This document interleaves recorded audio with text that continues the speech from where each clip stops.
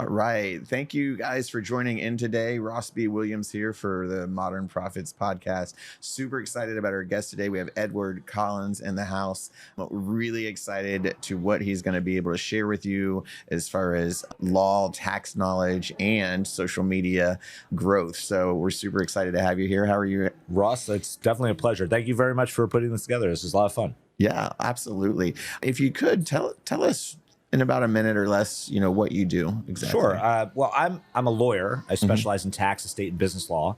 I'm also a serial entrepreneur. I own and built and scaled 9 businesses of our own over the course of the past 25 years, each of them up to and through 6 and 7 figures apiece.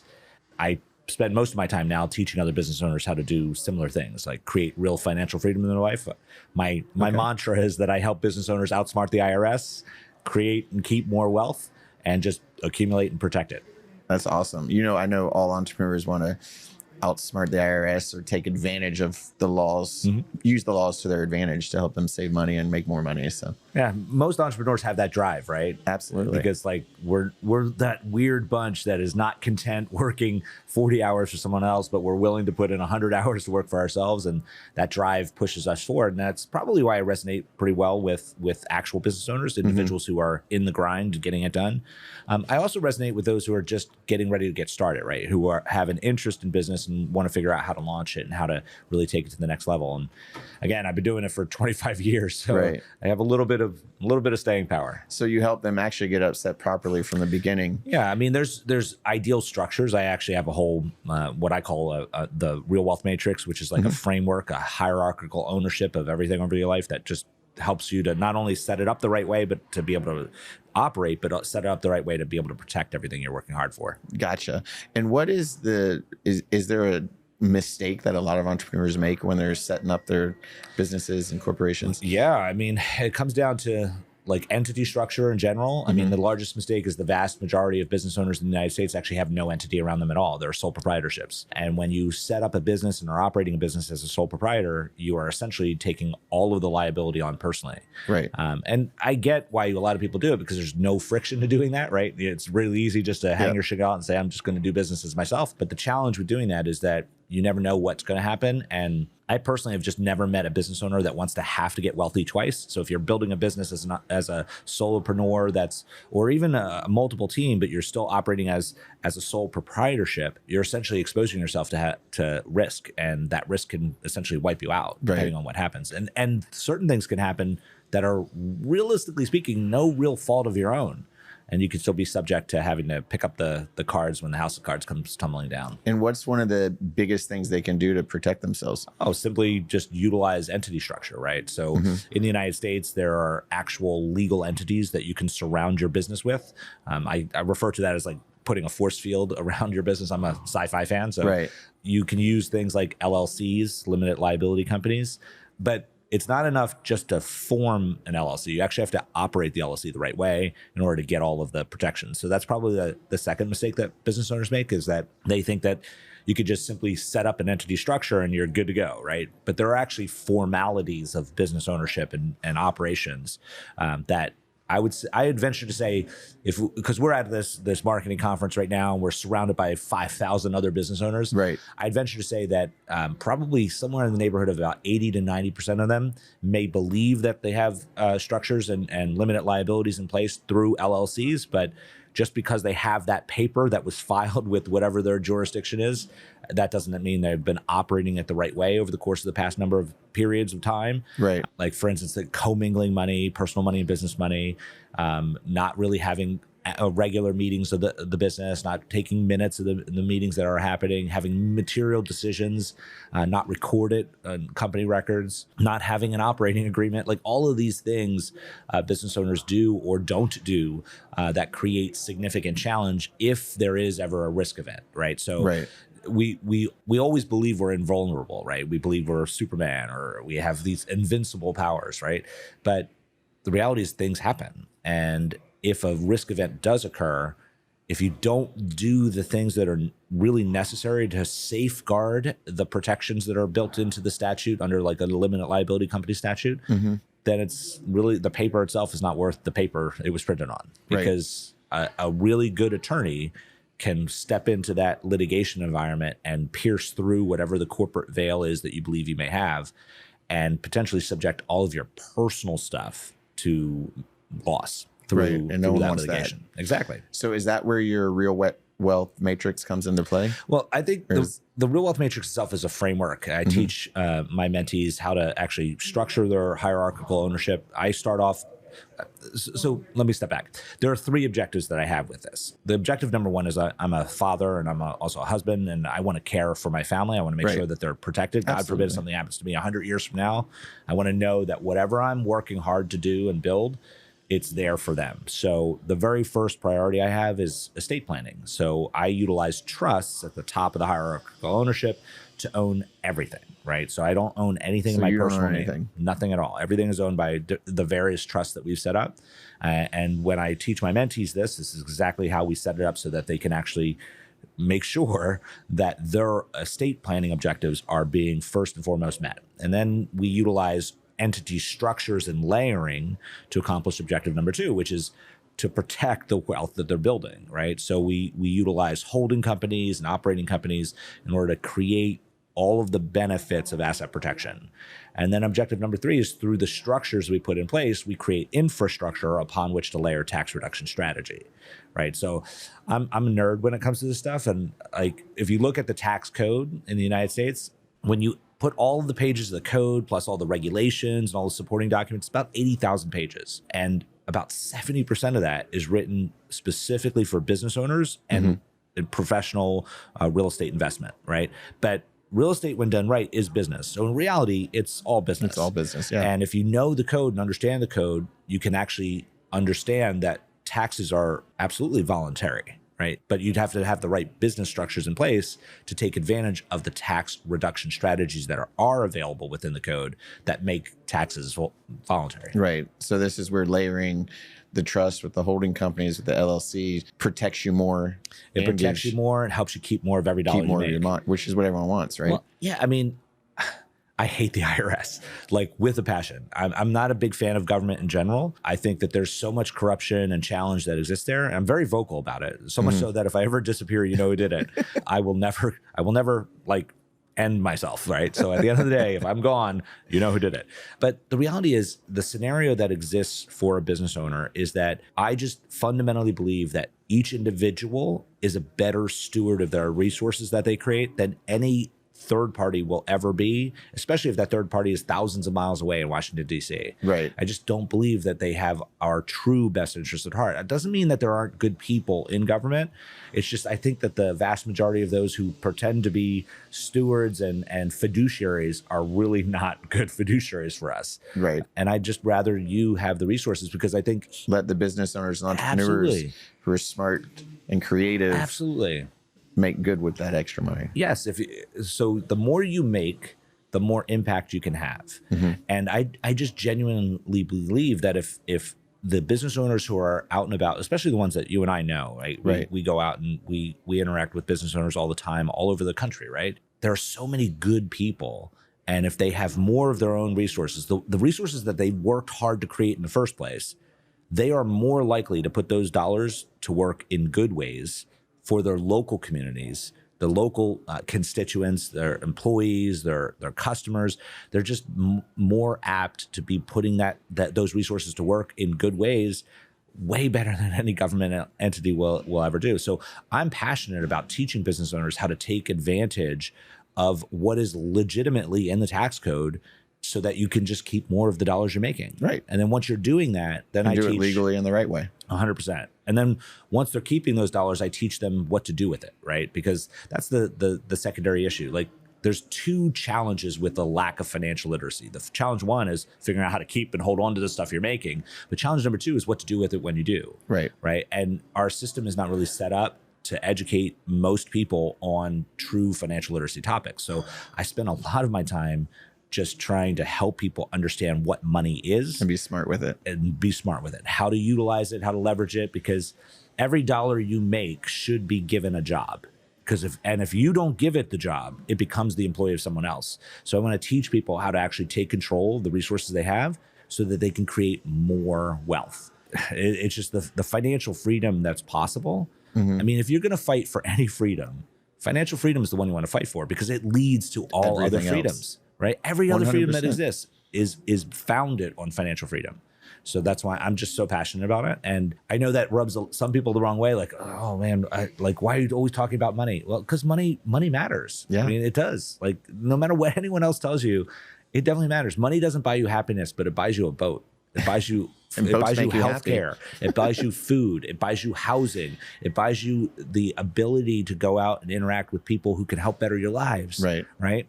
It also gives you the ability to help people. Absolutely. To that. change the world in a way that nothing else ever has. Like, I'm an unapologetic capitalist. And if you look at all the systems that have ever existed on our planet from an economic standpoint, capitalism is the only one that's changed the world in a way that is measurable and truly material. Absolutely. I love that. And I love that too. It's kind of like a 3-step process. It's protection, and then savings, as far as keeping as much money as possible. Yeah. And then growth and wealth. So protect, save, grow. Yep. I love that kind of a 3-step system all through your practices with the law and the structures. And I know that a lot of people aren't doing those structures. Oh gosh, yes. Yeah. So they probably set up their LLC, but it stops there. So I love what you're doing and what you're teaching for entrepreneurs. Thank you. I think it's really cool. And I think we all need more education on that and help setting all that up. So that's great. And I also appreciate what you're doing from a marketing side to help us entrepreneurs and business owners aware of all that. One thing, me working in the marketing agency world is, and I get tons of people that actually reach out to me for referrals all the time. And they ask me, oh, do you know a family lawyer? Do you know a tax lawyer? Do you know a criminal lawyer? Do you know whatever kind of lawyer? And I'm like, I probably do. Yeah. But I don't know, because most lawyers are really good at telling everybody they're a lawyer and really bad at telling everybody what kind of lawyer they're. So to me, they're like the worst at marketing. So I really appreciate how well you've harnessed your messaging and what you're doing to help entrepreneurs. And that kind of like the way you're working social media is super unique, especially in your industry. Yes. So can you tell us a little bit about what you've been doing on the social media side? Sure. I mean, or your journey there? I think it's interesting because like, I'm not a social media guy. I didn't grow up with this stuff. I predate Google and YouTube, right? So I started my first financial planning practice back in 1998. So I've been doing this for a long time. We're in the same boat. Exactly. But I never really adopted the whole social media thing when I was growing my businesses. I built 8 of my 9 businesses without any traditional marketing at all. I definitely think, knowing what I know now, I definitely could have done way better understanding and leveraging marketing and sales in general, advertising. Absolutely. But I didn't. I built all of my businesses primarily through word of mouth, networking, handshake type of networking, right? Not internet type of networking. Face-to-face stuff.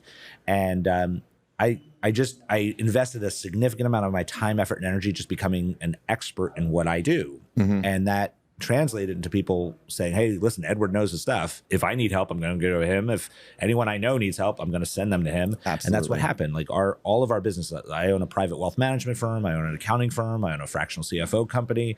I own a tax firm, coaching business now. That's our newest enterprise. We own residential, commercial real estate. So we've expanded our empire, and I'm not ashamed to say that. I mean, I'm building an empire.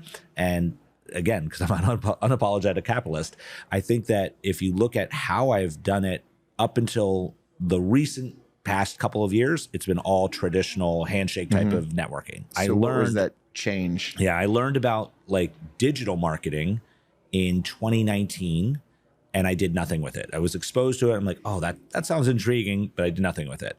And then in 2020, I got a lot of people telling me about it. I saw people like Russell Brunson on the internet. Like I was constantly getting fed his ads, and I did nothing with it because, I mean, remember 2020, everything else that was going on in that time frame. I was definitely distracted with other things. And then in 2020, I finally found the wherewithal to say, okay, I'm going to actually go on this webinar that Russell was doing, and I listened to what he was saying, and I'm like, this makes sense to me. And then I jumped into one of his programs, and I'm like, oh, this makes all the sense in the world to me. And then I jumped into his ecosystem back in the summer of 2021. And then I started hanging around with other people who were using digital marketing to really expand and grow massive businesses. People who were And just quickly. getting started. Yeah. They were just getting started, and they were getting to points where they were hitting high six figures, high seven figures even. And I'm like, wow, I need to learn how to do that. So Absolutely. Isn't it wild how fast it's crazy. It's crazy. can take off? My team was telling me, Edward, you got to get online. You got to get on socials. I'm like, what's that? I had no idea. So in October of 2021, made my very first Instagram post, very first one. And then we sporadically made posts every couple of days. Obviously that doesn't work. At least it didn't work for me. And then in January 2022, I made a commitment starting January 1st. I was going to post every single day without fail because everyone was telling me I had to do that. And I'm like, okay, I'll do that. So I started. And from January 1st, 2022, all the way through April 25th of 2023, so over a year and 4 months or so, I got no traction. And you posted every day? Every day, without fail. And it was hard because that's a lot of work. Oh, it is. It's a lot of work to do that. And a lot of people go through that 365-day challenge once a day, Yes. and they usually make it to about day 90 before they drop the ball. I'm stubborn, right? That's the one thing, I believe in discipline, and discipline for me is doing the things that you don't want to do because you have to do them. At the end of the day, just getting it done. So I did. I committed to doing it, and I did it. And I got to the point, and what I was doing, though, in all fairness and honesty, is I was approaching social media based on what other people were telling me I had to do, right? They were saying, this is how you do an Instagram. This is how you do a Facebook. This is how you do a TikTok. And I was listening because, again, I knew nothing about social media. And I was posting talking head videos and explainer videos, and we were using sound, trending sounds, and all the stuff that everyone says you have to do in order to make it in social media. And I got no traction. From January 1st, 2022 to April 25th of 2023, we had across all of the platforms that I was on, TikTok, Facebook, Instagram, YouTube, LinkedIn, we had less than 6,000 followers. Wow. All that time. I think, and this is a year and a half at this point, every day. Just under a year and a half every day. So, and I'm like, why am I doing this? Because I have other businesses that are operating without any digital marketing, and they're still growing. And I'm like, why am I putting all this effort here when I could just focus on this stuff that's already doing amazing? It's you're spinning your wheels. But everyone was telling me, you have to do it, you have to do it. And again, the people who were telling me that I have to do it, not. So I want to be clear. It wasn't the people who were telling me I have to do it weren't the people telling me how to do it. They were just saying you have to be on it, et cetera. And they were at places within their own empire building that I aspired to be. So I have a philosophy that I have actually adopted from Russell. I listen to all billionaires with helicopters and stage presence, right? They're up here. They're telling me I have to do it. I'm going to do it because they're up there and I'm not yet. Exactly. So I'm going to do it. But the problem was I was listening to people telling me how to do it who weren't me. Right. And I was using a voice that was not my own. Right. The way I was presenting, I was basically putting on a facade. So it wasn't natural. Yeah, it wasn't natural. So I got to this point, April 26th, one of my team shared something with me. I'm like, you know what? I'm fed up. I'm not going to do it this way. And I started just talking the way I normally talk. Right. Instead of trying to be the person that everyone's telling me I had to be, I was just me. And that day, that post, we got 4,000 follows from that one post. Followers, not just views, followers. And I'm like, wait a minute. And what was that post about? So it was a reaction video. We had been doing a few different reaction videos at that point. But that reaction video was one where I was just authentically me. In how I didn't see the video ahead of time. The camera started rolling, which is how we do it now. Camera started rolling. I hit play. And I watched it for the first time, and the camera watched me watch it for the first time. So it was an authentic reaction. I literally just put the phone down and I spoke. There was no scripting, which is how we do it now. We don't script any of our videos. I literally just talk based on my own knowledge about what I just heard. And that video just took off. And I'm like, wow, that worked. Yeah. So I'm going to do that again. Yeah, and that's what happened. We did it again, and then again, and again. And in the past 5 months, from April 26th through to today, all organic, no paid ads. We don't put any money behind it. We don't buy any followers, nothing like that. We've grown from less than 6,000. It was 5,200 and change on April 25th. To today, we're over 2,325,000 followers across all our platforms. Wow. All organic for 5 months. 5 months. So just by being me. a little under a year and a half posting every day. Every day, you nothing. got 5,000. Yeah. And then one day you found a magic pill and you got 5,000 in a day. And in 5 months, you're at 2.5 mil. Is that what you said? 2,325,000. Wow. And change. That's I put the amazing. change in there because I'm proud of it. So well, congratulations. yeah, thank you.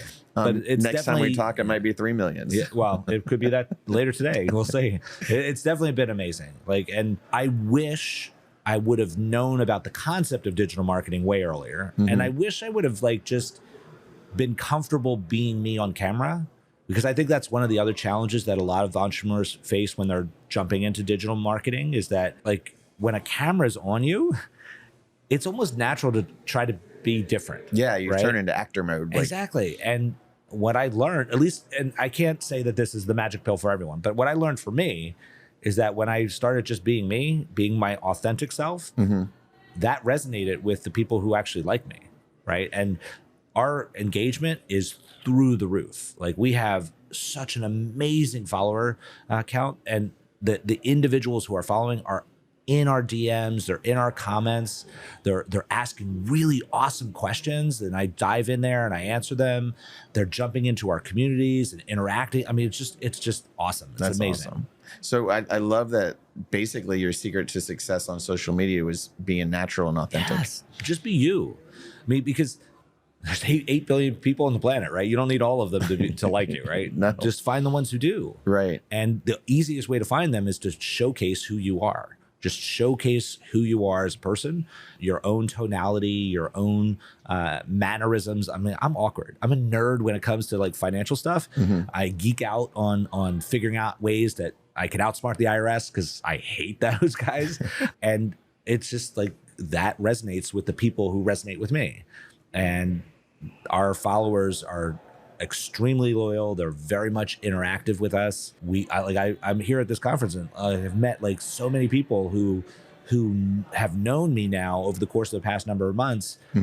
And it's all based on the fact that social media exists. And I've now figured out all I have to do is be me on social media. Yeah. And the people who like the me that I am, like, we connect. Yeah, and that'll last longer. You know, I teach my clients when we're doing their branding that it needs to be authentic so that it does come off naturally, so that you are actually always the same because it's true to yourself, which will attract the people that like your authentic self, which means they'll stick around forever. Yes. Because it's a good fit. Yeah. Versus if you're kind of thrown in that actor mode, it's not that you're being fake, but if you're thrown in that actor mode, you're going to attract people who, when actor mode's turned off, won't resonate anymore. And you kind of like, that's where you lose and grow and lose and grow and have that kind of battle. So I love the authenticity and the natural. Yeah, to me, it's easier, right? If you're just you, like, you don't have to do any work. It's just you. And that's how we do all of our content now. Oh, I was going to ask you, because you mentioned, so when you're doing these reels that you're creating, Yes. there's no prep. None at all. And in fact, we don't even source any of the videos. The community sends the videos to my team. My team puts it onto a phone. They turn the camera on and I hit play. I'm literally just watching it in real time as they're filming me for the first time. That's why sometimes, like, if anyone is like following me and they watch my videos, like, sometimes my face does weird things because I'm literally watching it for the first time, and it's like my natural reaction to it. So I apologize if it looks awkward at times, but it's just who I am. Right. No, And then I literally just put the phone down and I just talk based on my own knowledge that I've accumulated over like a quarter century in my area of genius, right? Like, I have zones of genius that I am an expert in, and I could just talk about it because that's me. I know this stuff. So I just put the phone down and I talk, and the editing, they just cut out the ums and the ahs and the pauses. Right. That's it. It's just me talking. That's great. What I love about that is it's again, the authentic, but the no prep time. Yeah. So None. you're not I just having sit to down and write talk. scripts Exactly. and preps and do this. And that's wild, because I know how much work a lot of people put into their scripting and their planning and you just react, speak from the heart, and let them take over the editing for you. Now, I do have to say, I do have an unfair advantage, right? I am an expert in what I talk about. Right. And it's taken me 25 years to get to that knowledge 100%. base, right? So it's not, what I'm doing is not available to many people. But if you find your zone of genius, what you know, and you're interested in showcasing that to the world, just showcase it as you know it. Right. And I'm a testimony, if you will, to the fact that if you do you, and you're just showcasing your own knowledge base, people will resonate with that. Well, everyone's an expert at something. Absolutely. It's just a matter of them knowing what they're an expert at, because a lot of times it's so easy to them. They think everybody knows it. Correct. So they don't think it's even worth sharing because they think everyone already knows it, but they don't, because they're the experts. So that's really cool. Yes. And definitely just sharing your knowledge that you already hold means you're not writing scripts or spending time doing this, and you're just being natural and authentic and sharing and helping the world. Yeah. So I love it. Do you have, before we wrap up today, is there one piece of advice you could give an entrepreneur? Well, let's do two pieces of advice. Let's do one piece of advice for helping them on the tax and business structure side, and then one piece of advice on growing their social media. Okay. So I'm going to give 3 pieces of advice. Okay. We'll take it. Yeah. So on the tax and wealth side of the spectrum, financial freedom is simply a formula. It's a very simple formula. It's only 10 words. Would you like to know what that formula is for financial freedom? I want to know all 10 words. Okay. Let's hear them. Now, it's so simple that most people, when they hear it, are going to say, I'm going to ignore that, because it is so simple. But it's just 10 words. It's free cash flow greater than your daily needs and wants. Those 10 words are financial freedom. When you have excess cash flow, more than you're burning, meaning more than you're actually spending to live your life, you are in a state of financial freedom. But the challenge is most people who ever achieve that will achieve that in what I refer to as a state of richness, which means you get that free cash flow, but you're doing something to generate the free cash flow. You are definitely putting time, effort, and energy, whether it's in a W-2 job, whether it's in your own business. You are working in the business to create the cash flow. Now, that's good. It's way better to be rich than it is to be poor. I've been both. But I don't want people to live in a state of richness. I want them to live in a state of real wealth. Real wealth is the same 10 words. Free cash flow greater than your daily needs and wants. It's just you are no longer the apparatus that is generating the cash flow. You've accumulated assets that generate the cash flow for you, whether those are businesses, real estate, accumulative portfolios, right? Like what traditional assets like investments, et cetera. If those things are the things in your life that are generating cash flow for you, that is a state of real wealth. Now, so that would be my number one tip for people, is to work towards asset acquisition. And my definition of an asset is anything you control which generates cash flow for you. Work towards asset acquisition, because that leads to financial freedom. My recommendation for those who are interested in marketing and social media marketing is pick any platform, doesn't matter which one it is, and just find your voice, not someone else's voice. You can model other people and what they're doing, but do it in your way. So don't copy. Copying is not going to get you the results you want. Modeling and being authentic to who you are, that's going to get the results you want. Awesome. And I'd say my third tip, which is universal across the board, whether you're talking about wealth, whether you're talking about relationships, whether you're talking about marketing, well, it doesn't matter what it is. Universal tip number 3 is find a mentor, because mentorship is the thing that changed my life dramatically. Yep, 100%. Like night and day. I went from my rock bottom moment in life, which we didn't talk about today, but I went from my rock bottom moment, which was absolutely devastating to me, to true financial freedom in a state of wealth. And I guarantee that the key ingredient in that entire progress was mentorship for me. 100%. If you find the right mentors, whether they're vicarious mentors through like books, podcasts, audios, whatever it may be, vicarious mentorship, in-person mentorship, doesn't matter. Find mentors, people who are at locations in their lives where you aspire to be, whether that's with regard to relationships, with regard to health or wealth, doesn't matter. Find mentors, listen to what they're sharing, and figuring out how you can model what they're sharing, and just reverse engineer what it's taken them to get to where they are, and put that into practice in your life. And that's your shortcuts each and to every get day. to. Absolutely.